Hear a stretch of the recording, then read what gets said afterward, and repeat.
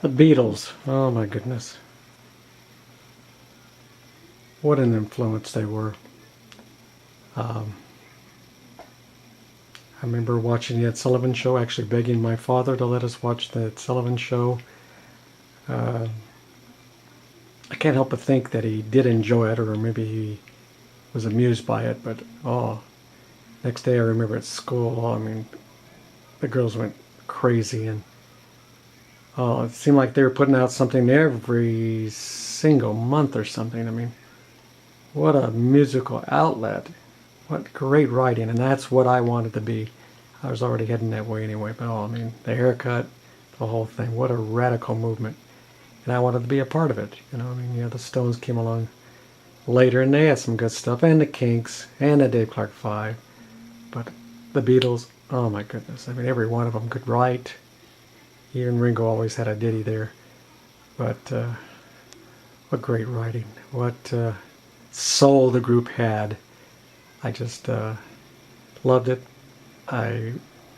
When they broke up, I figured it was time. I mean, they had a long run. I mean, they'd been together since 1957. It's a long time for guys to be together, and you know, they all got married, and not sure if the wives had anything to do with the decision, but they all kind of grew apart, and I was never one about them having a reunion, and some of these other groups, they had to go their separate way to grow. George Harrison, Paul, John, Ringo. Saddened when John went, and the way he went, and sad when George went. Glad Ringo and Paul are still around, and they're speaking to each other. I'm sure they bicker at times, but I got a chance to meet Peter Asher, who was very close with him, and asked him a bunch of questions about him. And gosh, I remember being at the Troubadour, and I met Roger Miller, who was getting kind of crazy, with his drinking. We were trying to enjoy Dorsey Burnett, and went into the bathroom, and of course he was urinating all over the place and almost hit me. And he's sitting there saying, "Yeah, I am Roger Miller." I introduced myself. He put his hand out. I said, "No, thank you. I don't shake hands with people who have just peed." And pointed over to this plaque, and it said, "I, John Lennon, pissed here." And he was just really caught up in it. And he said, "What do you think?" And I says, "Well, you can either look at it as history, or you can look at it as very annoying, someone just doing graffiti to get back. I mean, it said, 'I, John Lennon, pissed here.' Yeah, big deal, right?" But, I talked to people who had met him and said either he liked you or he didn't like you. If he liked you, he'd give you a kiss on the cheek. If he didn't like you, he'd hit you. Very unusual individual. All of them were.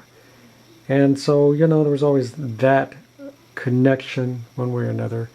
I went out with a Japanese girl Yoko Ono was her cousin.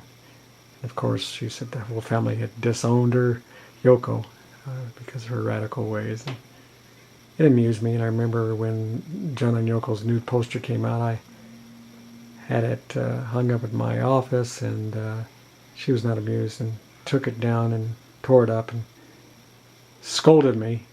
So, it was kind of childish in the first place, and of course I didn't buy their solo things. It was very annoying.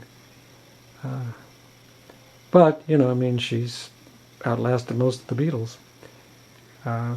Anyway, they were a big influence, and Paul continues to be, and as George was before he died, to me and others, and John, of course, his music never dies, and dozens of bootlegs out there.